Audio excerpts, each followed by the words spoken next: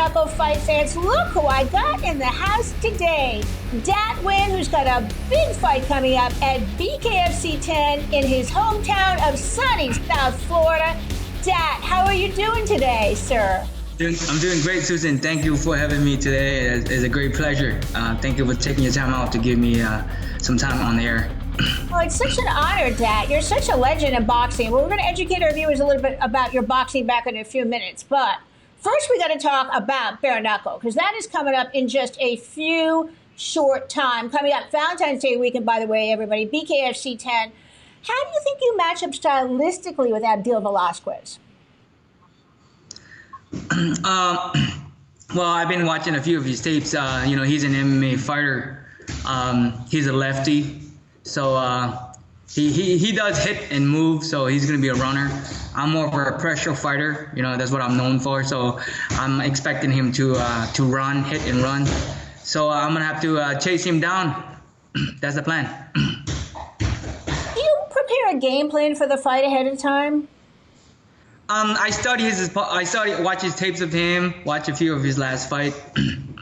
So, I have a game plan in my mind, but, once you go in there, the first minute or two, you figure him out, because anything could change at that point. And then you take your time and you figure him out. You already know that he's going to be a runner. He's not an inside fighter. Right. So he's going to run. Spoken like a true boxing veteran. We're going to talk about that in just a few minutes, BKFC fans, because you're with a real boxing legend here today. And Dat's going to tell us all about his big boxing background in just a few minutes.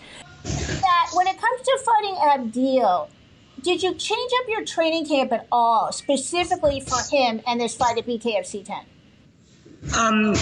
Absolutely, because, I don't change anything. I just, in my mind, consciously know that he's a lefty. And, 10% of the time, you're going to face a lefty. They just 10% of them are lefty. So, in a way, they feel like they have an advantage. Because they are lefty, because they get to see right-hander 90% of the time, and the right-hander guys only get to see them 10% of the time. So basically, there's a little bit of an adjustment there. So instead of you basically got to move a certain ways for lefty, and you got to lead with your right a lot more. For him, I kind of study him a little bit. So he tends to use his left a lot. Right. And he's a tall fighter. It shows that he's 5'4", but really he's taller than that. So I think the stat is a little wrong there. And he's young. He's 20-something years, 25, 26. So I'm 10 years older than him. So but I have a lot of time in the game. So I'm a veteran, for him. And he wanted to prove to the world that he can beat a veteran like I am. So I know he's hungry and he trained hard. So it's gonna be a good fight. But like I said, as long as I come in great shape, I should be able to take care of business.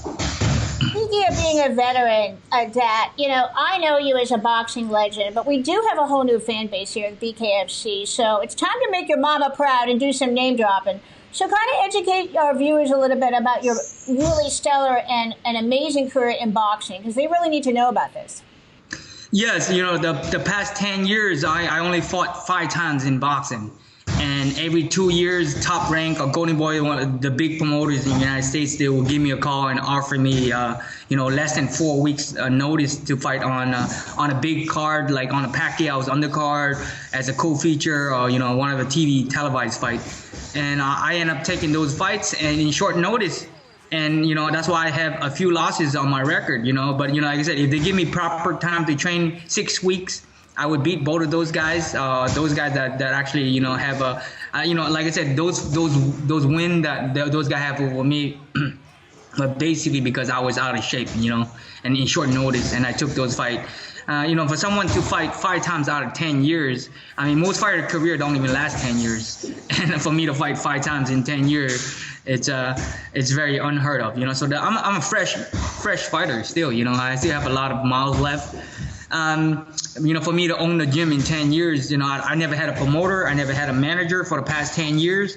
And that's the reason why I wasn't fighting consistently. I was just taking a last minute call from matchmaker and promoters, trying to build up their A-side fighter. So now that, you know, I wanted to get back into boxing full time, bare knuckle, or fighting combat sports. So I'm glad that David Feldman, you know, he created bare knuckle is the next big thing, and he gave me an opportunity to be on it, and I'm very excited and thankful for that. You know, so I wanted to show the world that I'm a true warrior, I'm a true fighter. So that's why I do bare knuckle, because most boxers, you know, it's totally different from boxing. So, you know, most boxers won't succeed in bare knuckle. I can tell you that, because you know they already show proof that Paulie Malignaggi already lost. You know, so a lot of fighters. It takes a real true warrior to be in bare knuckle. Speaking of Paulie, and shout out to Paulie because we do love you, Paulie. Talk to us a little bit about, because you did just have your first bare knuckle fight. I also know you have some bare knuckle experience, which you're going to tell us about, but not professionally. What's the real difference between, you think, bare knuckle fighting and boxing? Well, in bare knuckle, you have to pick your shots more carefully. You can't hit the guy in the top of the head. You know, you got to hit the soft spot. You know, once you close the distance, the fight changes up, because the guards are different, because the gloves, there's no gloves on, so you can actually penetrate the gaps a lot easier. And the punch is going to be a little bit harder. So, but you got to pick your shots correctly, because if you hit the guy in the top of your head, you can break your knuckle, because the skull is a lot tougher than the bones in your knuckles. And that's what I did. I made a big mistake in my last fight. You know, I was hitting the guy as hard as I could, and I wasn't picking my shot. I was just throwing combinations after combinations, and it was landing on the top of his head, because every time he sees a punch come, he was actually a veteran boxer too, Travis Thompson, and he's a very game opponent. He has tons of heart. He come to fight.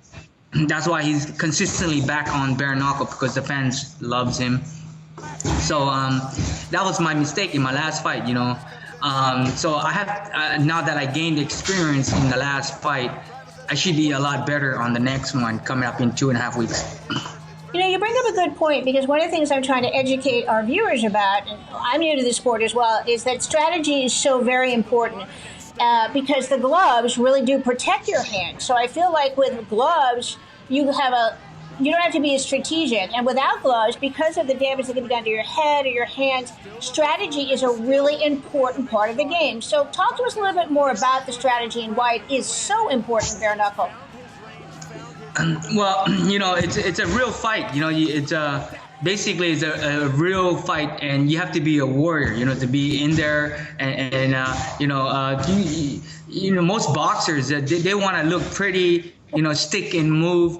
And it's hard to do that in bare knuckle, because the rounds are shorter, so it forces you to put the actions on right away. Mm-hmm. And the fans love that, and I think it's gonna be the next big thing. And they create the fights 2 minutes, and it's a round ring, so they rebrand themselves into a new sport instead of making it an octagon or making it a square ring. It's a round ring, and you can't use a rope either, because the rope is steel rope.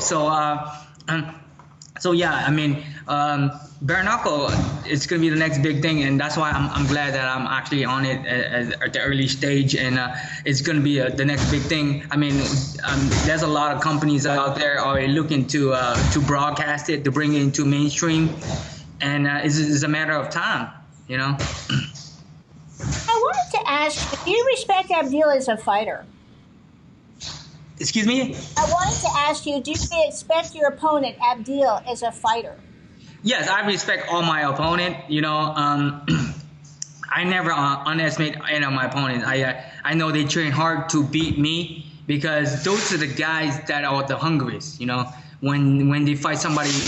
I have a decent name because I've been in the sports of boxing for 15 years professionally, so people have heard of me, even though I'm not a superstar.